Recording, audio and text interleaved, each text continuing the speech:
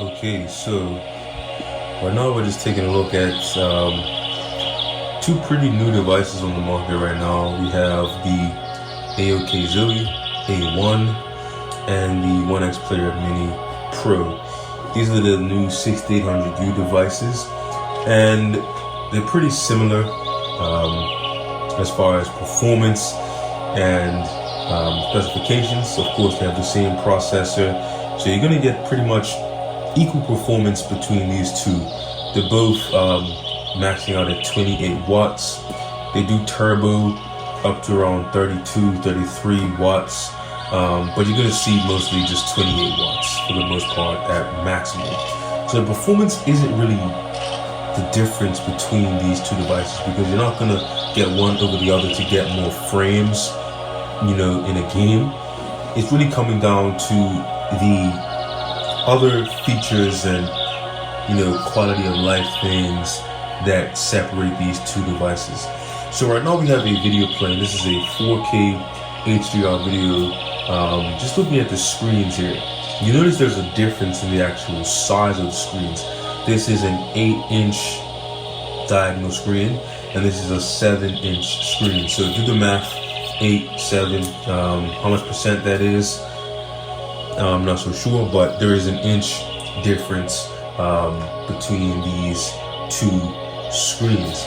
So what that means is you're going to get a, I would say, quote-unquote, more immersive experience with the AOKZOE. And I will say that as a standalone device, like if you could only have one device to be your computer and your gaming, your entertainment, I would say the AOKZOE is better in that regard, simply for the fact that it has a larger screen. So if you wanted to use this as just like a media consumption, like watching videos and movies, like a tablet, I would say an 8-inch tablet is better than a 7-inch tablet, because it's just better, it's more immersive, you know, for watching movies and things like that. But you don't really buy these things to watch movies. You buy them to play games. And the same thing kind of translates to games. Your games are going to be slightly more immersive, slightly bigger, slightly more enjoyable on this larger 8-inch screen. And I will have to say, you know, just letting my bias show, I do prefer the 8-inch screen on the AOKZOE while playing games. As you can see the difference in the size here, it's just a bigger experience. Bigger is better, as they say in Texas or wherever they say that. Anyway, screen quality, that's another thing, talking about the screen. I will say I give a slight edge to the quality to the OneXplayer Mini Pro. I think that the screen quality, maybe I'm just crazy, but after using both of these devices, I will say that the screen quality seems to be slightly better on the OneXplayer Mini Pro. And there's a few reasons that I think that is. I think one reason is that they're the same resolution. So this is 1920 by 1200 resolution, and the AOKZOE is also 1920 by 1200. So this actually has more pixels per inch. So it's technically a sharper display. So there's more pixels per inch in this screen than this screen, just because it's the same resolution, but it's condensed into a smaller screen size. And also I think that the colors are a little bit more vibrant and a little bit more pronounced.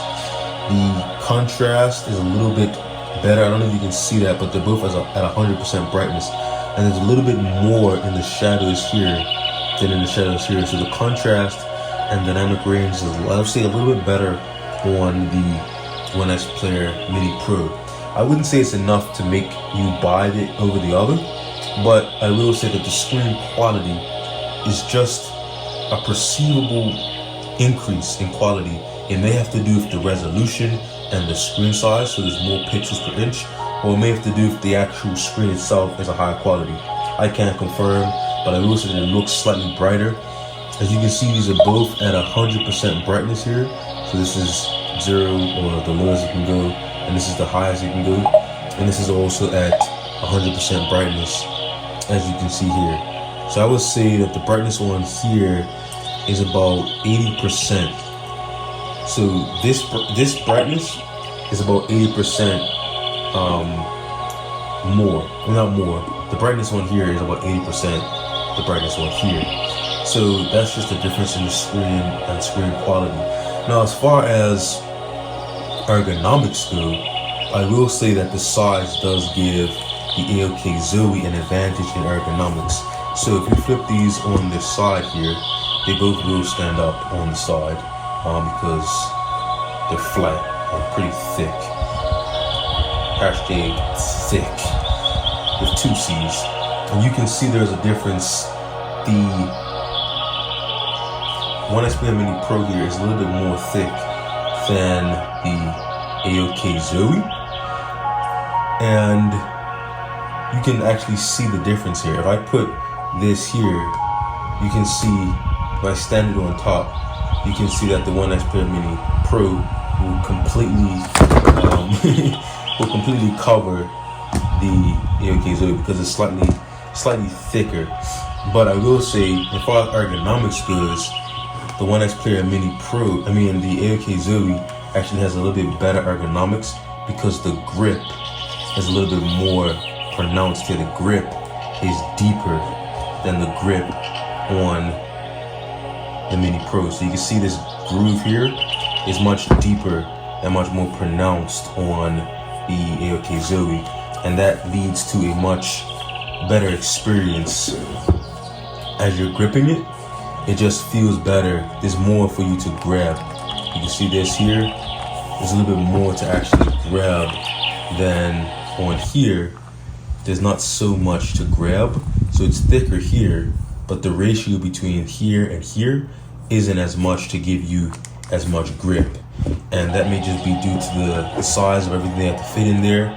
But I will say that the AOKZOE is better as far as ergonomics, not just for the size, but because it has a little bit more grip. So it has a better grip here. Okay, so the AOKZOE wins ergonomics. The OneXplayer wins the display in terms of quality. AOKZOE wins display as far as immersive experience and screen size. So if you want a more immersive experience, I would say the AOKZOE wins the screen battle overall. I give a slight edge to the Mini Pro just for clarity and overall quality of the screen, but I would always, gravitate towards the 8-inch screen because I think in a handheld, bigger is better. It's not so much bigger in terms of overall footprint. So you put that on top of there, it's not that much bigger. So they're both gonna fit inside of a bag. So if you're gonna take one, I would rather take the one with the biggest screen, even though this has a higher pixel density. They have the same resolution, so you're not getting more resolution. You're just getting a little bit more pixel density.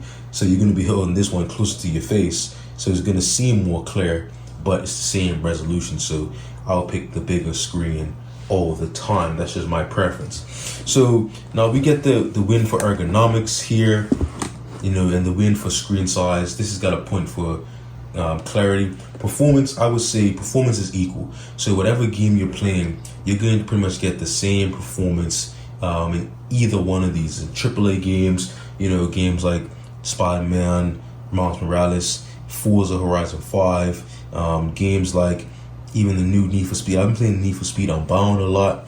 You can check out some of the videos from the channel about that. I've been playing Need for Speed Unbound, and all of the performance is pretty much the same. So there's no real difference in performance. You're not gonna see any jumps. These are both rocking the same processor, the AMD 6800U. I will say that this device, the OneXplayer Mini Pro, has 32 gigabytes of RAM. This has 16 gigabytes of RAM. Now, games are not going to use 32 gigabytes of RAM. I pre-ordered this, so I was able to get a discount. So I was like, might as well get the 32 gigabytes of RAM, just future-proof or whatever. I just got the max version because why not? But I will say that you're not going to notice any difference in games, even with twice the RAM. Games are not really utilizing 32 gigabytes of RAM. I will say, segueing into our next point, I will say that where more RAM can come in handy is in the future, to future-proof it. Let's check out these ports here. So we're gonna look at the ports now. You will see that they all have this. I think these are pretty much using the same motherboard in there. I can't confirm it. I haven't opened it up, but everyone knows the AOKZOE and OneXplayer are pretty much brother and sister. So I wouldn't be surprised if they was using the exact same motherboard and just switching out. You see like the buttons even kind of have the same placement. So we have some ports here. We have a USB-A 3.1 or 3.0, not sure, but it's pretty fast. You get about 500 megabytes per second or 5 gigabytes per second there. Now we have this USB-C. This is actually USB 4.0. So what that means is it's pretty much the same specs as Thunderbolt 3, Thunderbolt 4. So you're getting 40 gigabits per second out of these ports here. That means you can do things like eGPU. You can connect a Thunderbolt storage device to get maximum speeds up to 40 gigabits per second. So that's pretty much, if you have a external Thunderbolt drive, you're gonna get 2,000, 3,000, 4,000 megabits per second out of these ports here. So that's gonna give you eGPU compatibility. I have tested this with an eGPU. That's the Razer Core X Chroma with a AMD 6800U, and they both work the same in terms of eGPU. Pretty much the same buttons, volume, power. Now if you look at the bottom, we will see we have similar but different ports here. So one thing we will notice, we have another USB 4.0 port. So they're both going to give you the same specs. You're going to get eGPU and Thunderbolt compatibility out of both of these. But now we move on to the disappointments. We have a SD card here. You can see we have an SD card slot here, and I do have a 1 terabyte SD card in there. You can see, and that is a win for the AOKZOE. There is no SD card anywhere on the OneXplayer Mini Pro. I don't know why. They could definitely fit one in there. Throw it on the side. For the next one. Please give us a SD card, guys. Come on, One X, give us an SD card. Why not?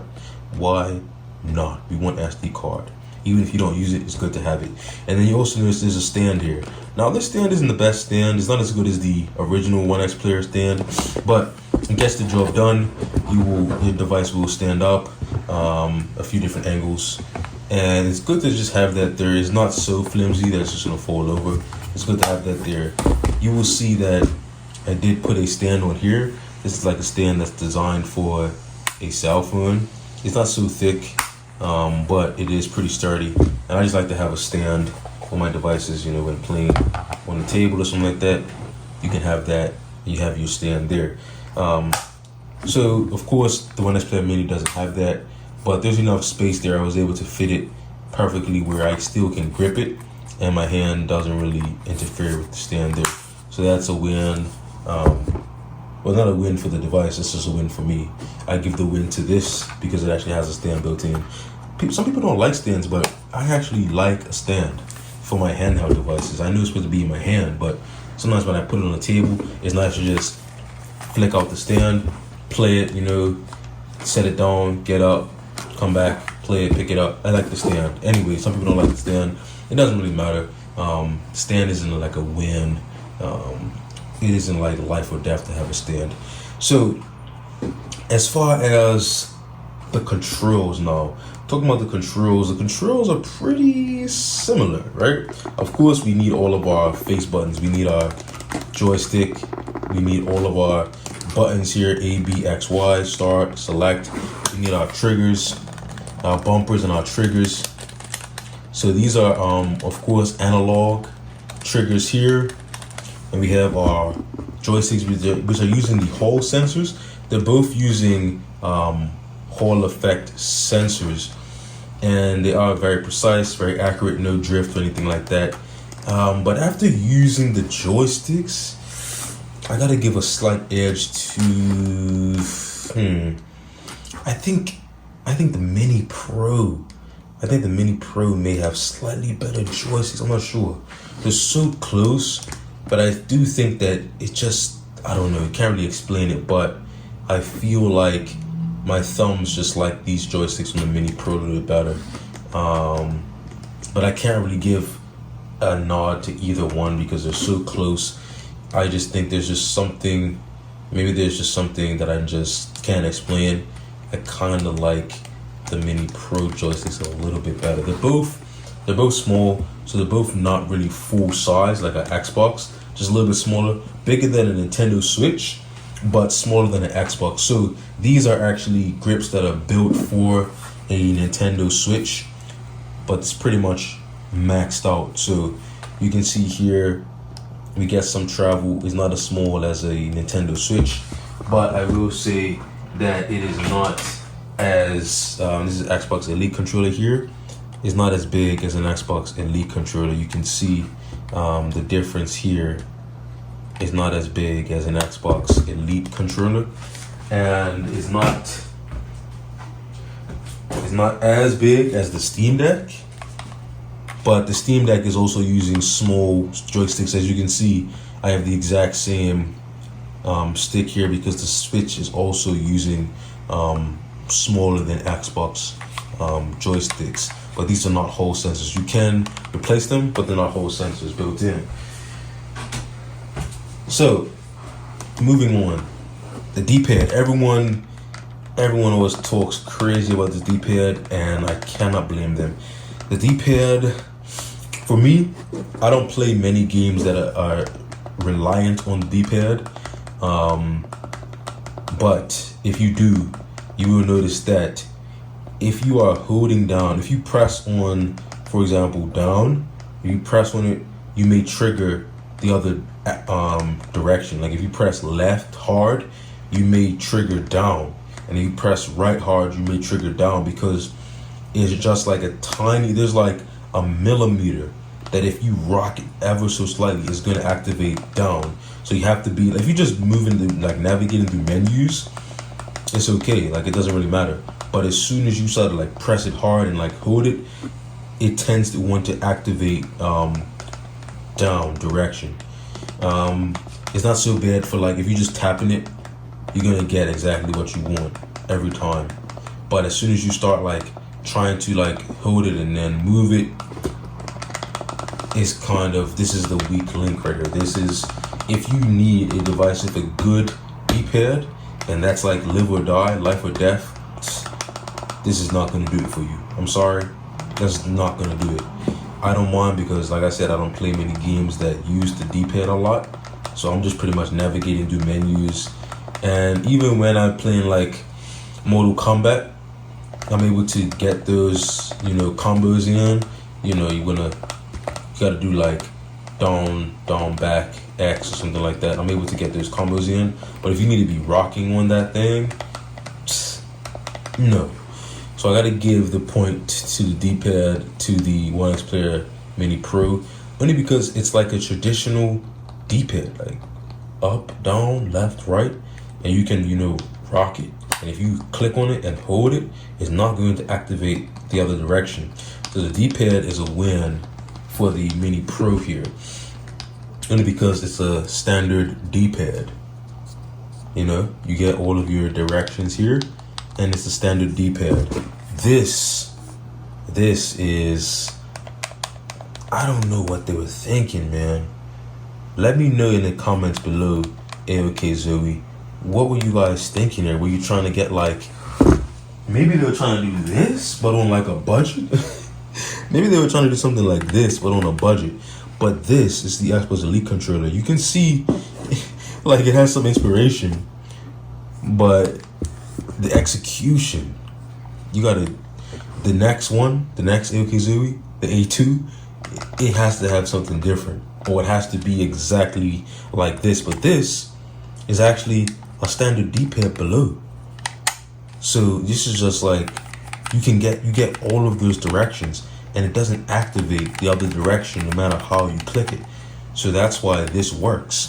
This doesn't work because I don't know the mechanism they're using. They're probably using like a soft dome switch, but it's just not. It's not right. The D-pad here is just not right. If that's a make or break for you, I totally understand. But for me, it's not a big deal.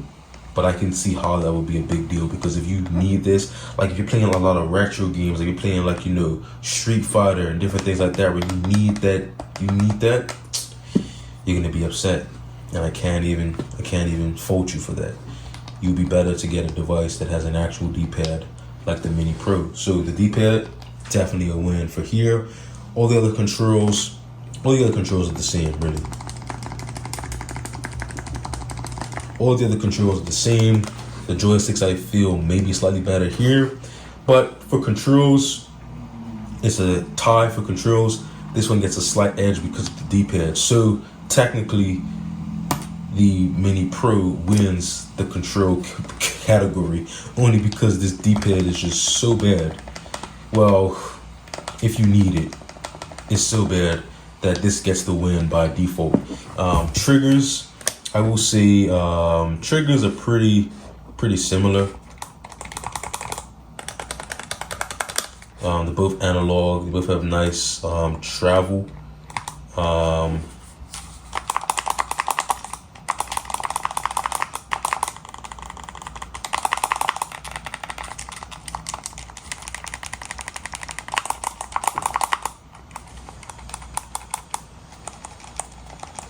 So triggers and everything else, pretty much the same.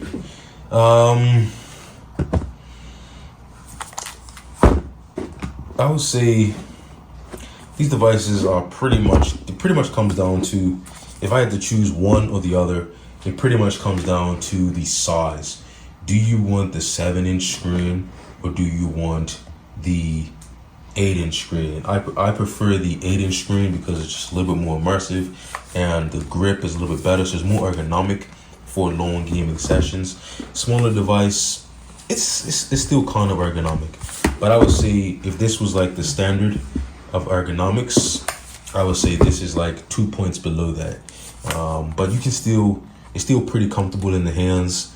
You can still play for a long time. I just have like large hands, as you can see. I pretty much my hand's pretty large. So if you have a hand that's big enough to like palm a basketball in one hand, this may be too small for you. But it's not so small. It's not like, you know, PSP small, or like, you know, Switch Lite small. But I will say that I do prefer the ergonomics on the AOKZOE. So that was a pretty long video. Don't want to go any longer. Get this one if you want the portability and the performance. Get this one if you want the screen size and better ergonomics. One last thing to note, I will say that the build quality, like I'm trying to flex it. I don't know if you can see this, but I'm trying to like flex it. There's no flex. There's no creaks in the plastic or anything like that. There's no real flex in the AOKZOE either, but I just feel like there's no like creaking or anything like that. But I do just feel like this plastic, it feels alright. Some people are saying that this plastic feels cheap. This plastic doesn't really feel cheap, but the plastic doesn't feel as good as the plastic on the Mini Pro. It's not really, it has a slight, I don't know if you can see it, but it has like a slight texture. Not like a grippy texture, but it has a slight texture that just makes it feel more premium than the AOKZOE. This is like more smooth, so it just feels less premium, even though it may be the same material, but they just have a texture on here, so you can kind of hear that.